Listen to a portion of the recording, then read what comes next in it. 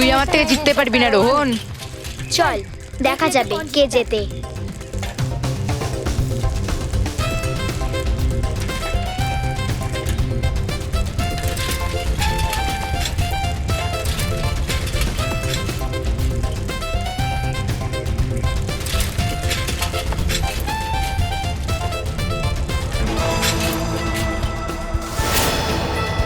এখান থেকে গেলে তাড়াতাড়ি পৌঁছে যাবো, তাহলে সবাইকে হারিয়ে দেবো।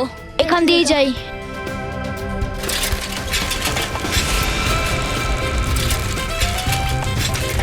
আরে দাঁড়া দাঁড়া দাঁড়া,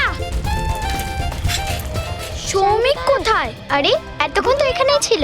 ও সাইকেল খারাপ হয়ে যায়নি তো? চল গিয়ে দেখে আসি।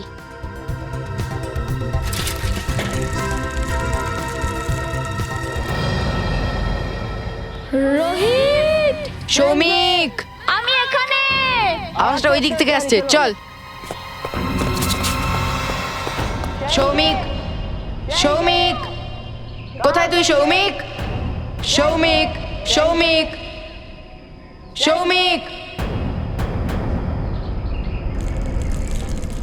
রোহিত, রোহিত, সৌমিক, সৌমিক, সৌমিক। রোহিত, কি হয়েছে সৌমিকের? সৌমিকের আওয়াজ এই দিক থেকে আসছিল, তারপর জানি না কোথায় গেল। সৌমিক, সৌমিক, সৌমিক, আমি এখানে। আরে সৌমিক তুই পড়ে গেলি কি করে? আমি তোদের হারাতে চেয়েছিলাম, সেই জন্য শর্টকাট নিলাম, আর গর্ত দেখতে পাইনি, পড়ে গেছি। এরকম বোকার মতন কেন করলি? আরে ওর উপরে চেঁচিয়ে লাভ নেই, ওকে বার করতে আরে হবে। ভাই আমাকে বের কর, আমার খুব ভয় করছে। কিন্তু বার করবো কি করে? ওই দেখ লাঠি পড়ে আছে।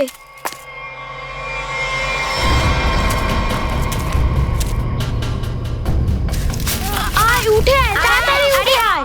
সাবধানে সাবধানে, আস্তে আস্তে উঠে আয়। টান টান, জোরে টান। সাবধানে সাবধানে। আরে আমার সাইকেল। আরে তুই তো আগে উপরে আয়, সাইকেল পরে কোনোভাবে তোলা যাবে। আয় সৌমিক, সাবধানে।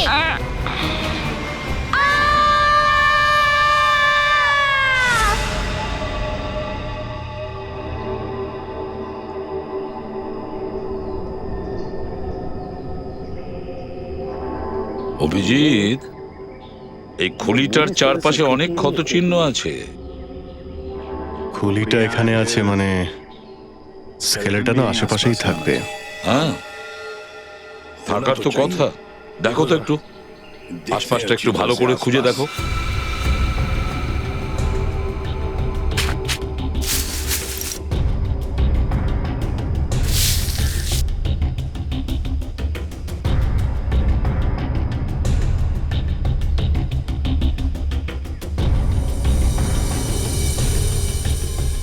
স্যার, হ্যাঁ,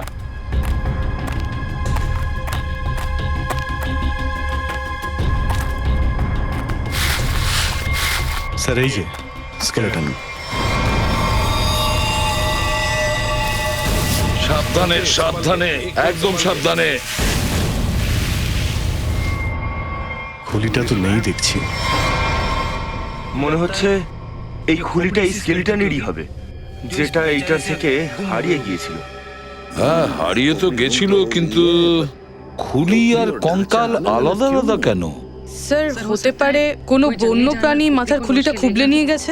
পুরবি খুলিটা যেভাবে চোট পেয়েছে, এটা কোনো জঙ্গলের পশুর কাজ নয়, বরং কোনো মানুষের কাজ। হ্যাঁ স্যার, যদি কোনো জঙ্গলি জন্তু করতো তাহলে এত খারাপ ভাবে ভাঙতো না স্যার। আর হাড়ের মধ্যেও কোনো ক্ষতের দাগ থাকতো, কিন্তু এখানে তো কিছুই নেই।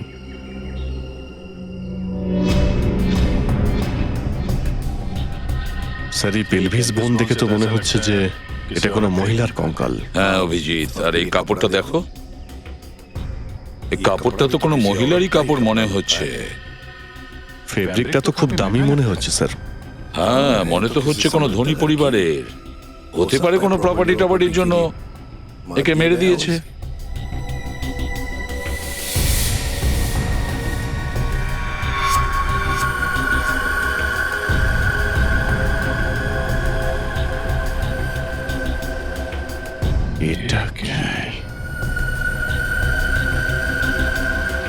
স্যার এটা পাওয়া গেছে।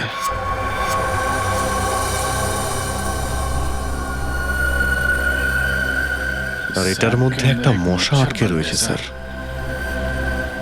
এটা কি স্যার? গদের আঠা। গাছ থেকে আঠার মতো জিনিস পড়ে না, সেটাই হলো এটা গদের আঠা। এটা স্যাপ। কিন্তু স্যার এটা কঙ্কালের নিচে কিভাবে এলো? হয়তো মারা যাওয়ার আগে মেয়েটাকে এই মশাটা কামড়াচ্ছিল, সেই সময় এই আঠা উপর থেকে নিচে পড়ে আর মশা এতে আটকে যায়। বস, এর পাঁজরের মধ্যে একটা হাড়ে লক্ষ্য করে দেখো, কিছু দাগ লেগে আছে।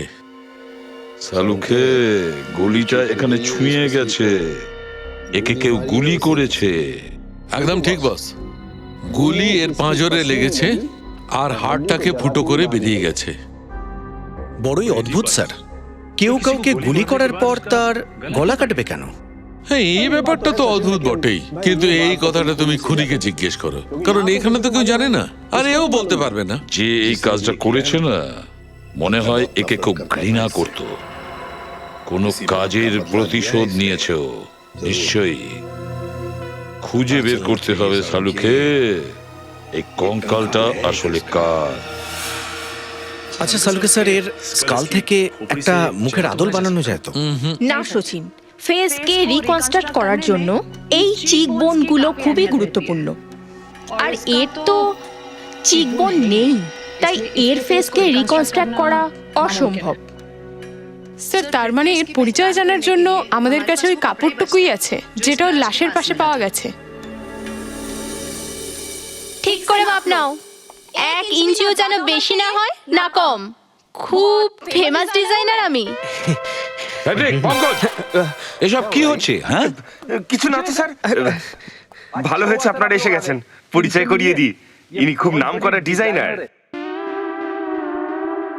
তুমি কি এনার কাছে বিয়ে ড্রেস বানাচ্ছ? হ্যাঁ, আসলে স্যার কোনো না কোনো দিন তো আমাকে বিয়ে করতেই হবে, তাই না? তাই এখন একটা স্যুট বানিয়ে নিচ্ছি। এইরকমই যদি তোমার ভাবসাব থাকে তাহলে তো সন্দেহ আছে। আর তুমি ফেডরিক, বিবাহ বার্ষিকীর জন্য পাঞ্জাবি বানাচ্ছ? হ্যাঁ, আপনি কি করে জানলেন? যদি আপনারাও কিছু বানাতে চান তাহলে বলুন, খুবই ফেমাস ডিজাইনার আমি।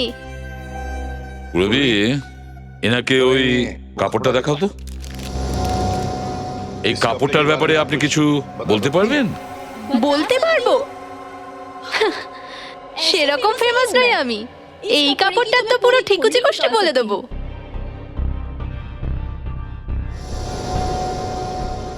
এটা 100% না, 80% কটন, 20% লাইলন, ডবল স্টিক আর এনশিয়েন্ট ডিজাইন। এটা এনশিয়েন্ট ডিজাইন? কত পুরনো এটা? এই ধরুন 6-7 মাস। 6-7 মাসের পুরনো মানে এনসেন্ট, মানে পুরনো হয়ে গেল। ফ্যাশনের জগতে তো এটা এনশিয়েন্ট, বাবা আদমের যুগে। আর তাছাড়াও সেই সময় লোকে এই কাপড়টা খুব একটা পছন্দ করেনি, একদম অচল ছিল। আর আমি তো এইসব কাপড়গুলো ছুঁয়েও দেখি না। আচ্ছা, তাহলে কোথায় কোথায় পাওয়া যেতে পারে এই কাপড়? আমি কি জানি। আর তাছাড়াও এটা রেডিমেড, ছোটখাটো দোকানে বিক্রি হয়। আচ্ছা, তো আপনি এটা বলতে পারবেন যে এই কাপড় দিয়ে ঠিক কি কি বানানো যায়? আবার তো সেই একই কথা বললেন আপনি। কি বললাম আমি? আমার দক্ষতার উপর আপনি সন্দেহ করলেন। আর আপনি তো জানেন যে আমি কতটা ফেমাস ডিজাইনার। আর এটা তো আমি ইজিলি বলতে পারি যে এটা দিয়ে 1 পিস ড্রেসই তৈরি হয়।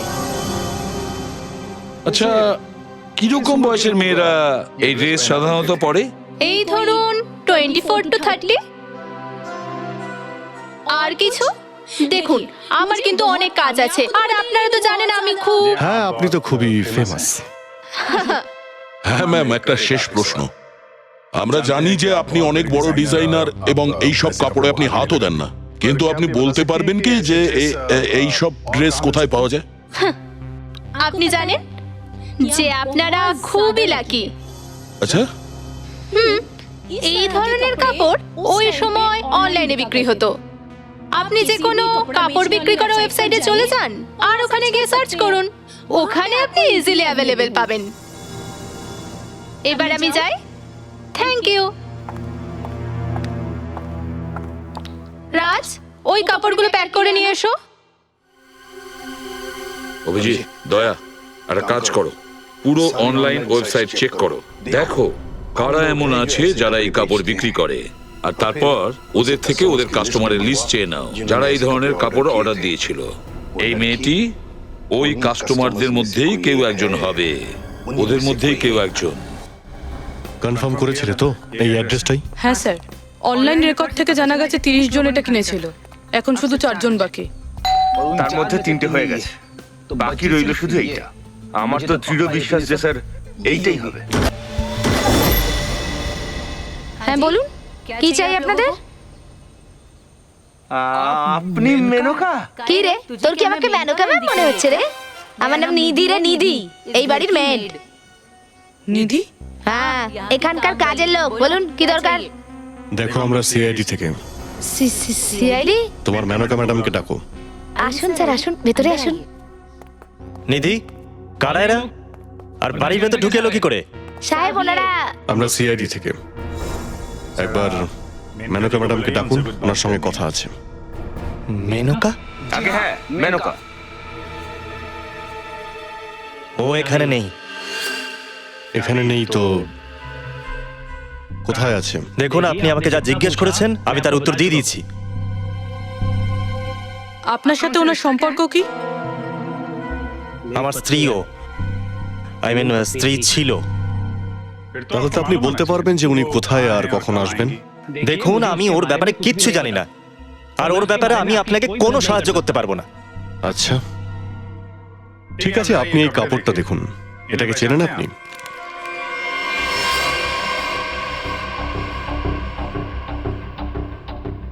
এটা তো কোনো মেয়ের পোশাক, আমি এটা চিনি না। আচ্ছা, প্রথমে আপনি এটা জানেন না যে আপনার স্ত্রী কোথায় আছে, এখন আবার ওনার জামাও চিনতে পারছেন না? দারুণ ব্যাপার। ইনি কে? আমি স্যার ওনার সেক্রেটারি। সেক্রেটারি? বাড়িতে? এখানে বাড়িতেই আপনি অফিস খুলেছেন নাকি? হ্যাঁ না স্যার, এ তো ডিকটেশনের জন্য এখানে এসেছিল। আচ্ছা, অ্যাকচুয়ালি স্যার, আজ সকাল থেকে আমার খুব শরীর খারাপ ছিল, তাই আমি ওকে ওই বাড়িতে ডেকে পাঠাই। দেখুন, আমাদের জানাটা খুব প্রয়োজন। এই জন্য ভালো করে আপনি ভেবে বলুন মেনকা কোথায় আর কখন আসবে। স্যার, আমি সত্যি বলছি, আমি কিচ্ছু জানি না। আর তাছাড়া ও এখান থেকে 2 মাস আগে চলে গেছে। 2 মাস ধরে নিখোঁজ, আর আপনি পুলিশেও কমপ্লেন করেননি কেন? স্যার আমি বলছি, 1 মিনিট। হ্যাঁ স্যার, এই আমার ডায়েরি অনুসারে 2 মাস আগে আপনার স্ত্রী হারিয়ে গিয়েছেন, আর আপনি লজ্জায় নিজের স্ত্রীর মিসিং কমপ্লেন লেখাননি, যাতে কেউ জানতে না পেরে যায়। আচ্ছা, তাহলে এই ব্যাপার। স্যার, 2 মাস ধরে বউ নিখোঁজ আর সেক্রেটারি বাড়িতে। আমার তো পুরো ব্যাপারটাই গোলমেলে ঠেকছে। আপনার মনে পড়ছে না যে আপনার স্ত্রী কোথায়? আপনি একটা কাজ করুন, আমাদের সঙ্গে আপনি বিউরোতে চলুন। একটু আপনি ওখানে থাকলে আপনার স্মৃতিশক্তি অবশ্যই ফিরে আসবে। স্যার, আসলে আমরা কোথাও একটা যাচ্ছিলাম। আমিও যাবো স্যার। হ্যাঁ হ্যাঁ, কেন নয়, চলুন চলুন। না স্যার, আমার মনে পড়ছে স্যার, আমি বলছি আপনাকে স্যার। বলুন স্যার, আপনার সব প্রশ্নের উত্তর আপনি ক্যাম্পেল শিপিং কোম্পানিতে গেলে পেয়ে যাবেন। Campbell shipping company? স্যার, ওই মেনকা নামের মেয়েটা না আমার সংসার শুরু হওয়ার আগেই শেষ করে দিয়েছিল স্যার। দেখুন, আপনার অসুবিধা আমি বুঝতে পারছি, কিন্তু আমাদের তরুণের সঙ্গে দেখা করা খুব দরকার। এই জন্য প্লিজ বলুন ওকে কোথায় পাওয়া যাবে। স্যার, ও ওই দিন থেকে নিরুদ্দেশ, যেদিন মেনকার সাথে দেখা করতে এখানে এসেছিল। এই ব্যাপারটা তো 2 মাস আগে ঘটেছে, তাহলে কি তরুণ 2 মাস ধরে? 2 মাস হয়ে গেল আর আমি ওর জন্য অপেক্ষা করছি স্যার। ও আমার সাথে দেখা করতে আসেনি স্যার, 2 মাস হয়ে গেল। আমাকে বিয়ে করবে বলে কথা দিয়েছিল, আর এই দেখুন স্যার, আমি আমি ওর জন্য কত গিফট কিনেছি, যাতে যখন ও ফিরবে আমি ওকে এই গিফটগুলো দিতে পারি। কিন্তু স্যার, আমার এরকম মনে হচ্ছে যে ও আমার সত্যিকারের ভালোবাসাটাও ভুলে গেছে স্যার। ওর কাছে আমার কোনো ভ্যালুই নেই। এবার আমি কি করব স্যার? সো ম্যাডাম চলুন, যাবো। আসুন।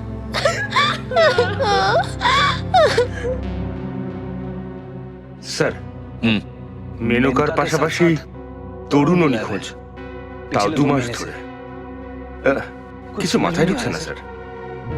তরুণের ফোন নাম্বার আছে না আপনার কাছে? হ্যাঁ স্যার আছে। রিক, ফোন নাম্বারটা নাও, দেখো ফোনটা চালু আছে কিনা, আর যদি থাকে তাহলে খোঁজ নাও কোথায় আছে।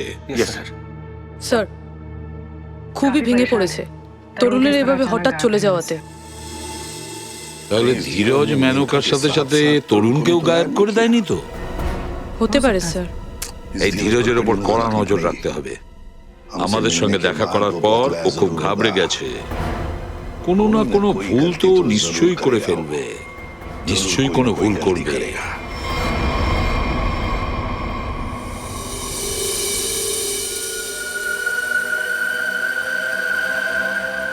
আরে ভাই মশা, খুব আরামে ভেতরে লুকিয়ে বসে আছো।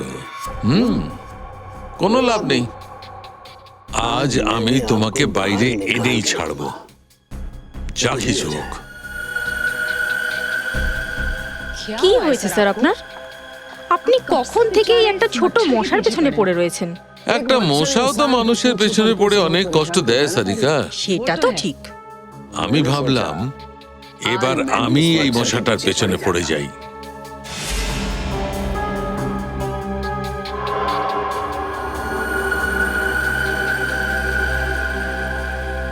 ইতিহাস বলছে যে আজ পর্যন্ত মশাই মানুষের রক্ত চষে, কিন্তু আজ সালুকে এই মশাটা রক্ত চুষবে। একটা মশা মানুষকে কি বানিয়ে দেয় সারিকা? কি বানিয়ে দেয়? একটা ডেঙ্গু রোগী বানিয়ে দেয়। একটা মশা মানুষকে ডেঙ্গু রোগী বানায়।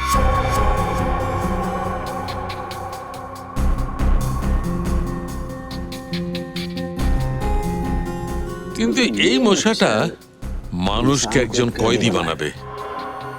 মানে হচ্ছে সারিকা, এই যে এই মশাটার রক্ত হয়তো আমাদের খুনির ঠিকানা দেবে। তরুণ, তরুণ, দরজাটা খোলো, দরজাটা খোলো খোকা, আমি দাঁড়িয়ে আছি। ওভাবে কাজ হবে না, দরজা ভাঙো।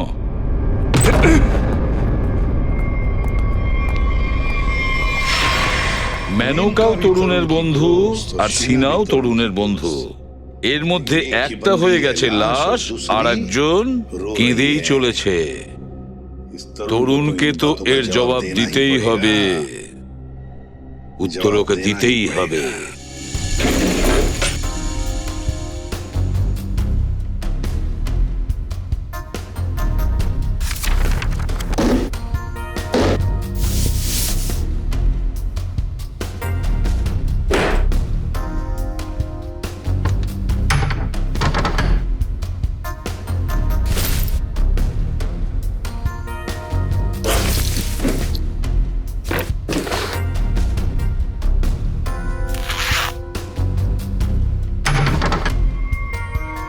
ও, এটা কি?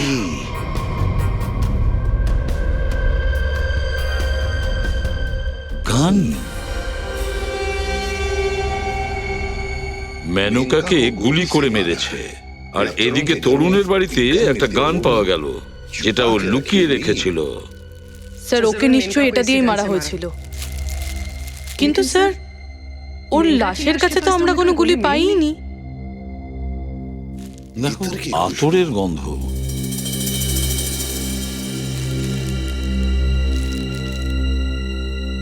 গন্ধটা তো এখানে বেশি, এই ব্যারেলে। হতে পারে যে বন্দুকের গায়ে লেগে থাকা গন্ধ এই প্লাস্টিক ব্যাগে লেগে গেছে। হ্যাঁ ফেডরিক, তুমি ঠিকই বলেছো। যেই গানটা ধরেছে না তার হাতে আতর ছিল, ও এই গানটা এইভাবে ধরেছিল আর ওর হাতে যে আতর লেগেছিল এই ব্যারেলে লেগে যায়। আমরা এই গন্ধটাকেই অনুসরণ করব। কিন্তু স্যার এই গন্ধটা খুঁজবো কি করে? পারফিউমের দোকান থেকে। আসুন আসুন ভাই, চিন্তার কোনো কারণ নাই। যত খুশি চান আতর কিনে নিয়ে যান। দেখুন, এসেছি তো আমরা ঠিকই, কিছু কিনতে নয়, আতরের ব্যাপারে কিছু তথ্য চাই। তথ্য? হ্যাঁ। আরে দাদা, বুঝুন একটু আমার দশা, আতরের করি ব্যবসা। কিছু নিয়ে যান, তথ্য যদি পেতে চান। আরে এদিকে একবার দেখুন, আমার কথাটা একবার শুনুন। যদি আতরের খোঁজ আপনি দেন তাহলে বেঁচে যেতে পারে কারো প্রাণ। বাবা বাবা, কি কথা শোনালেন আপনি, পরিবেশ জমিয়ে দিলেন আপনি। আরে এখন আপনি হয়ে গেলেন আমার খুব কাছের। তো বলুন, কি আতর আছে আপনার কাছে?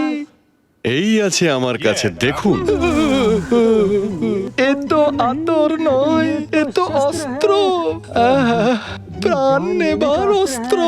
এর থেকে গন্ধ তো বেরোয় না। হ্যাঁ, বেঘরে প্রাণটা যায়। শুনুন, এটা শুকে দেখুন, বলুন কি আতর লেগে আছে। দাদা, এইখানটা ভালো করে শুকে দেখুন, এইখানটায় কি আতর লেগে আছে। শুকুন শুকুন, ভালো করে শুকুন।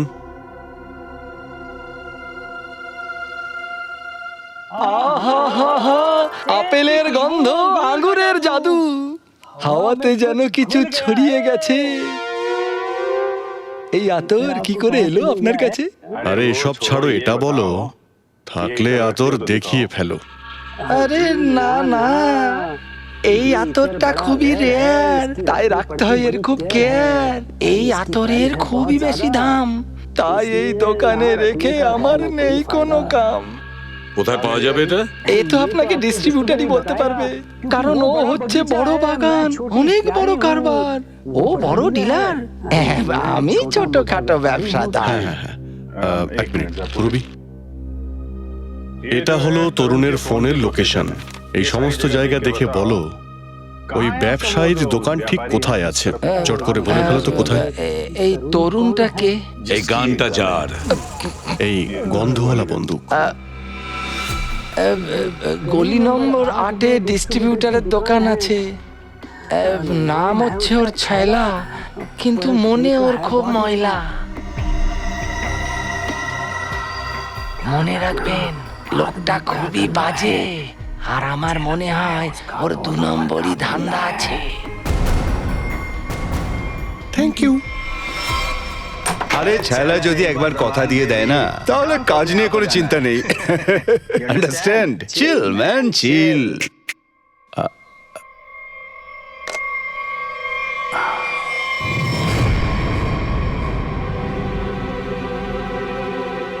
আপনারা প্রশ্ন তুমি না, প্রশ্ন আমরা করব।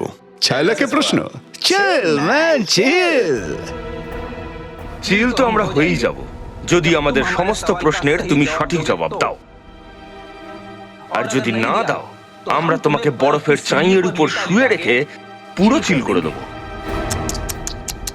ফেডরিক, কেন একে ভয় দেখাচ্ছ? এ তো এমনিতেই বলে দেবে, হ্যাঁ, তাই না? তুমি কি এটাকে চিনতে পারছো? হ্যাঁ স্যার, সিনেমায় দেখেছি স্যার। হিরো আসে, গুন্ডাদের দিকে তাক করে, গুলি চালিয়ে দেয়, ঢাই ঢাই ঢাই। স্যার, এ তো কমেডির মুডে আছে। হ্যাঁ, চলো এবার একে ট্র্যাজেডিও দেখাই। অভিজিৎ, ওই গান দিয়ে একে উড়িয়ে দাও। স্যার, এসব কি বলছেন না আপনারা? হ্যাঁ, ঠিকই বলেছেন। বন্দুকটা তো এমনিতেই ইল্লিগাল, আর একে মারলে তার দায়ও আমাদের নিতে হবে না। চিল ম্যান, চিল। আপনারা ছেলেকে ভয় দেখাচ্ছেন কেন? এটা খুব অন্যায় কাজ। দেখ, আমরা জানি তুই আতরের ব্যবসার আড়ালে বেআইনি অস্ত্রের কারবার করিস। এই গানটা তোমার নয়, যেটা তরুণ নিয়েছিল? কে?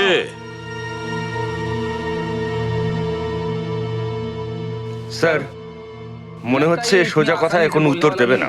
কেন বলবো না আমি? কেমন আছে? কেন বলবেন না ছাইলা? অবশ্যই বলবো।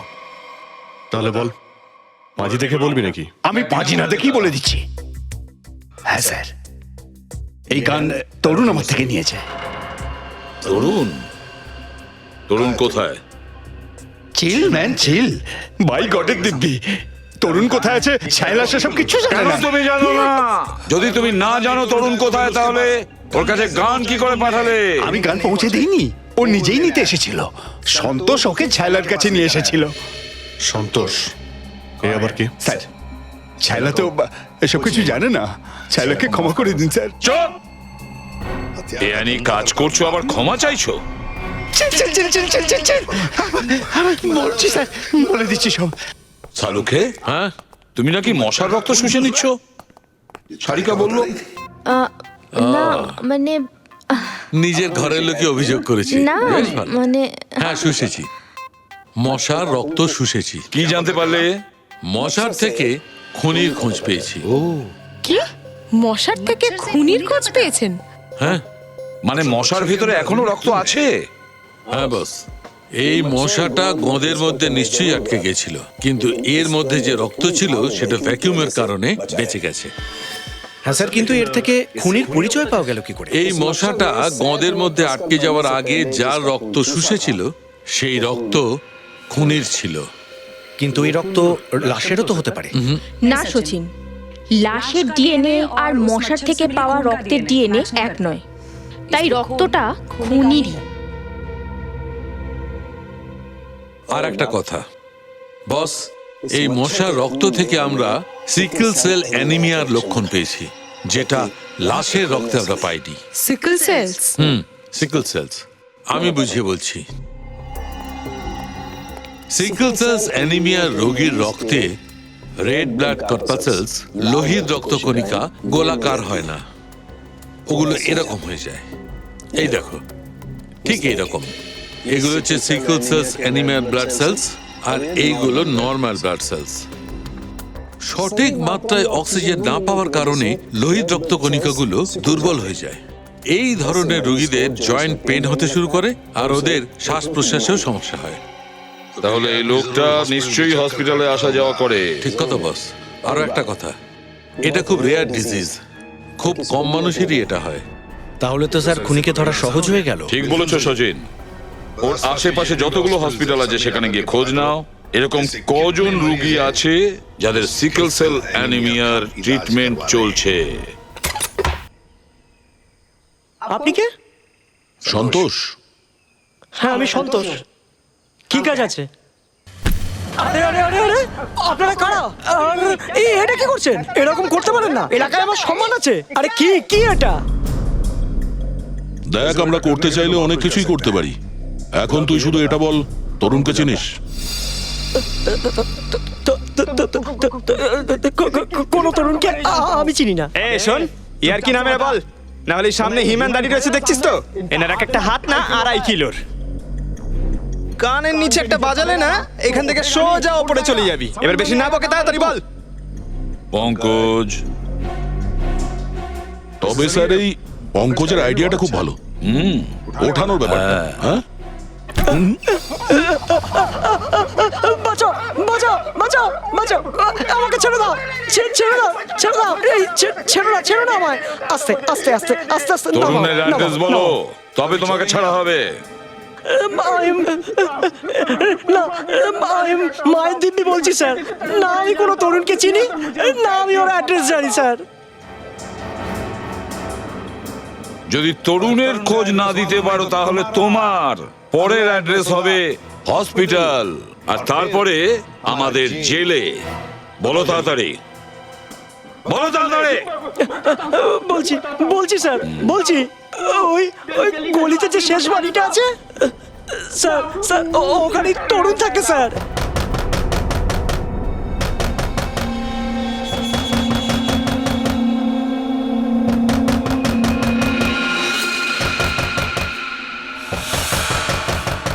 আরে এই সময় আবার কে এলো?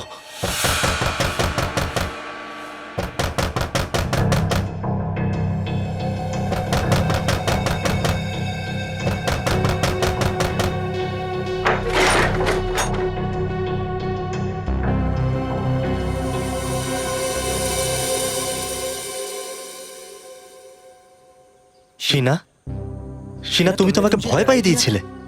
আমাকে এতটা দেখতে খারাপ লাগছে যে তুমি আমাকে দেখে ভয় পেয়ে গেলে? না না, আমি তোমার মুখ দেখে ভয় পাইনি। তুমি এত জোরে জোরে দরজা ধাক্কা দিচ্ছিলে না, তো সেই ওই আওয়াজ শুনে আমি ভয় পেয়ে গেছিলাম। আসলে কি বলো তো তরুণ, আমি তোমাকে এতটা ভালোবাসি না শুধু তার জন্য। শিনা, তোমায় কে বললো যে আমি এখানে আছি? তরুণ, আমার সত্যিকারের ভালোবাসা এখানে টেনে নিয়ে এসেছে। আমি তোমার সাথে দেখা করতে চাইছিলাম না এই জন্য। শিনা, তুমি আমার কথাটা বুঝতে পারছো না। জানো তোমার প্রবলেমটা কি? যে তুমি আমাকে বুঝতে চাও না। অ্যাকচুয়ালি তুমি তুমি আমার ভালোবাসাটাকে বুঝতে চাও না। আর এক আমি, মানে এই কার্ড, এই গিফট দিতে এসেছিলাম তোমায়, এই কার্ড দিতে এসেছিলাম তোমায়, কিন্তু না, আমার ভালোবাসার তোমার কোনো মাথা ব্যথাই নেই। তুমি শুধু এটা চিন্তা করছো যে আমাকে এখানে কে নিয়ে এসেছে। এ এনেছে আমাকে এখানে।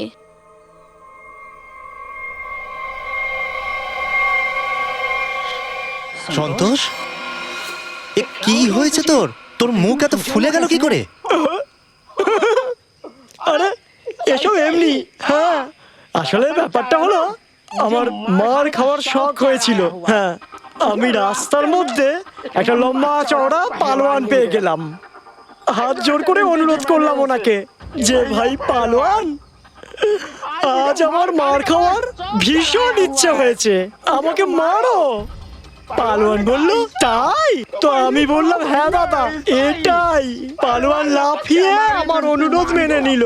তারপরে ঢিসুম, তারপর আবার ঢিসুম, খুব মারলো। ভাই ভাই, তুই যাচ্ছিস কোথায়? আরে ভাই, আমি যাচ্ছি না, আমাকে নিয়ে যাওয়া হচ্ছে ভাই। কি?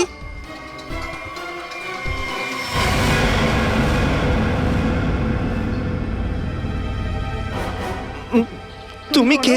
এতক্ষণ যে পালোয়ানের কথা বলছিলাম উনি সে। কি? এখনই অবাক হওয়ার কিছু নেই।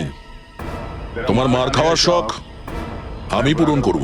না না স্যার, আমার মারটার খাওয়ার কোনো ইচ্ছা নেই। মার খাওয়ার শখ নেই, কিন্তু প্রাণী মারার শখ আছে। আর সেই শখ মেটাতে তুমি মেনকাকে মেরেছো। কি? মানে মানে তুমি খুন করেছো?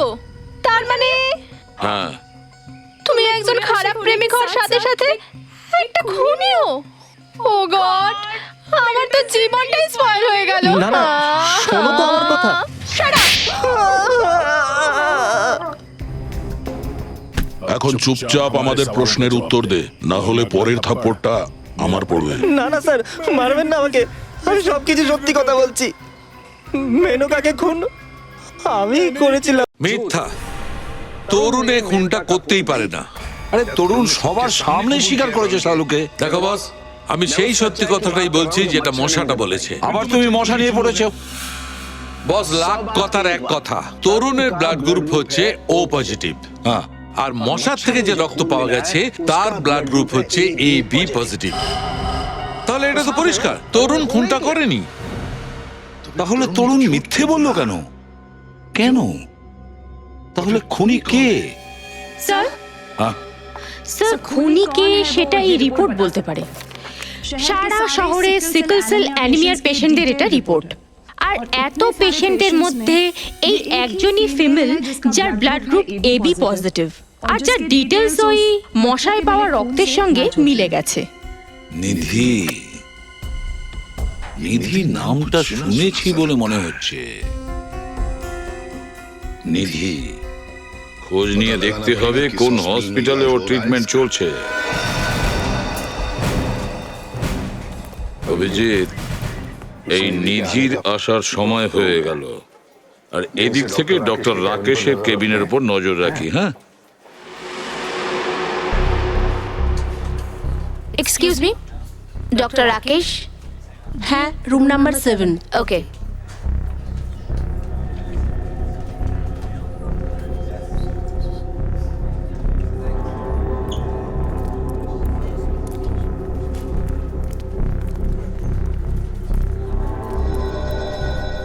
ডক্টর রাকেশের কেবিনের সামনে একটা মেয়েকে তো দেখতে পাচ্ছি।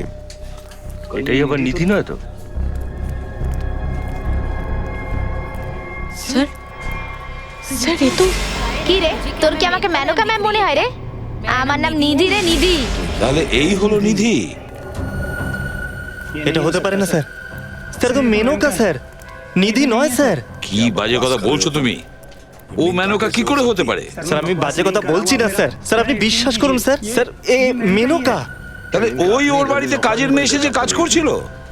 যদি এ ওই বাড়িতে মেড সেজে থাকতে পারে তাহলে এই কঙ্কালটা কার? স্যার আমার কথা বিশ্বাস করুন, এ মেনকাই।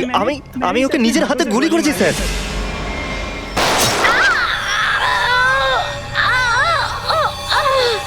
ও বেঁচে থাকতে পারে না স্যার। আরে আরে একে নিয়ে যাও, এর জ্ঞান ফেরানোর চেষ্টা করো যত তাড়াতাড়ি সম্ভব। যাও। খুব ভালো হয়েছে স্যার, আমরা এখন হসপিটালেই, এখানেই অজ্ঞান হয়ে গেছে আর এখানেই একে অ্যাডমিট করে দেবো। আরে যাও তাড়াতাড়ি। সাবধানে সাবধানে।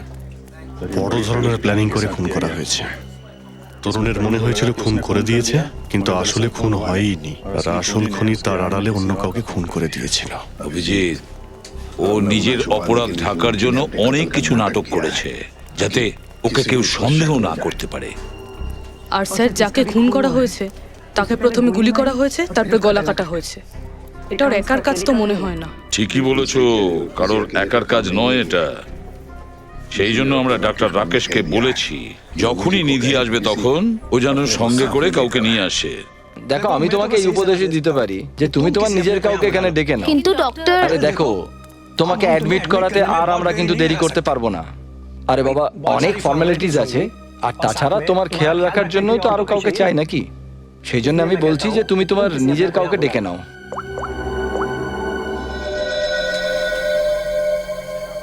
এক্সকিউজ মি, রুম নাম্বার 7টা কোন দিকে? ডান দিকে গিয়ে ফার্স্ট ফ্লোরে।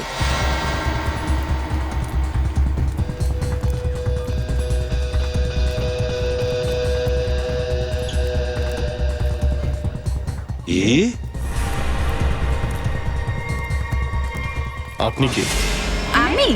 আমি স্যার ওনার সেক্রেটারি। এ তো ধীরাজের সেক্রেটারি। স্যার তার মানে এগুলো এদের কারসাজি? এরা যেন হাতছাড়া না হয়।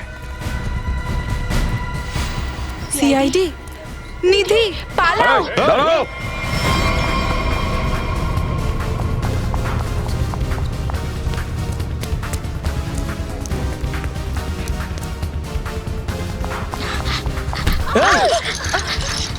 দেখতে পান না?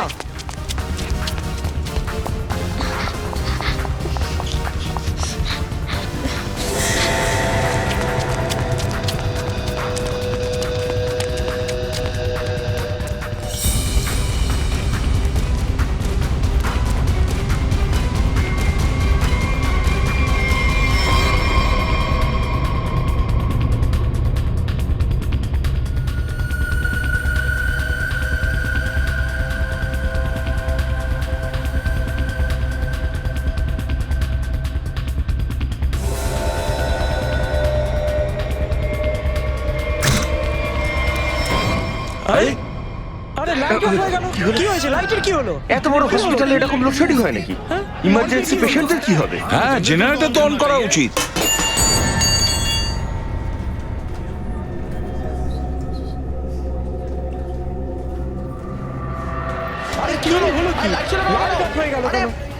সিকিউরিটি, মেন সুইচটা কোথায়? মেন সুইচ ওইদিকে, চলুন। দেখাও তাড়াতাড়ি।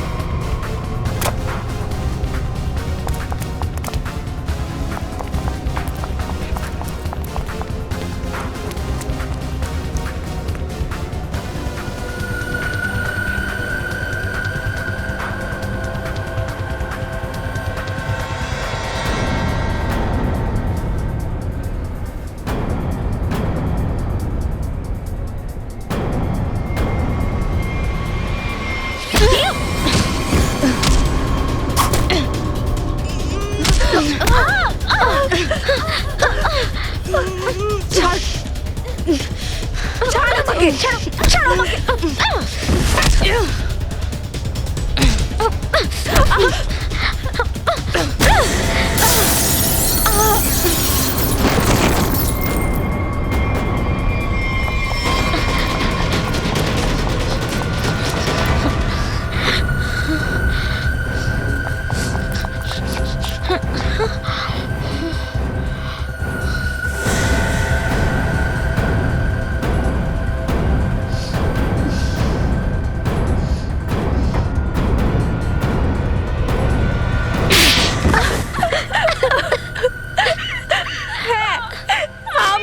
করেছি, আমরাই খুন করেছি ওকে। কেন কেন খুন করেছো? প্রতিশোধ নেওয়ার জন্য। কিসের প্রতিশোধ? তরুণ আর নীরাজের থেকে আমাদের জীবন নষ্ট করার প্রতিশোধ। আর ওরা দুজনে মিলে আমাদের সব কিছু কেড়ে নিয়েছে, তার প্রতিশোধ। এক তীরে দুই শিকার। আমরা মেনকার খুন করে সেই দোষটা ধীরাজ আর তরুণের ওপর চাপিয়ে দিই। আর এই গুলিগুলো কি হলো যা তোমার লেগেছিল? ওটা নকল গুলি ছিল, আমি বন্দুক থেকে বার করে গুলি চেঞ্জ করে দিয়েছিলাম। তোমরা দুজন প্রতিশোধ নেওয়ার জন্য ধীরজ আর মেনকাকে আলাদা করে দিয়েছো, আর তারপরে নিধি তুমি মেনকা সেজে তরুণকে বোকা বানাতে শুরু করলে।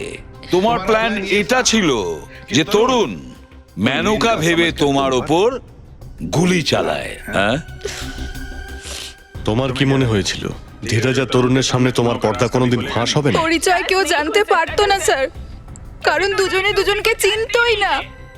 সমস্ত রহস্য একদিন ঠিক ফাঁস হয়ে যায়। তুমি চেষ্টা অনেক করেছো যে মেনকার লাশ পাওয়া যায় আর ধীরাজ যেন ফেঁসে যায়, কিন্তু এরকমটা হলো না। আর তাই তুমি মেনকার খুলিটা বাইরে বের করে রেখেছিলে, যাতে সেটা কারুর চোখে পড়ে যায় আর ধীরাজ আর তরুণ ধরা পড়ে, তাই না? এত বুদ্ধি খাটিয়েছো, অনেক ষড়যন্ত্র করেছো, কিন্তু একটা কথা ভুলে গিয়েছিলে ন্যায় বলে পৃথিবীতে একটা শব্দ আছে যে নিজেই রাস্তা খুঁজে নেয় অপরাধী পর্যন্ত পৌঁছতে। আইন তোমাদের কোনোদিন ক্ষমা করবে না, কঠোর শাস্তি হবে তোমাদের, হয়তো ফাঁসি।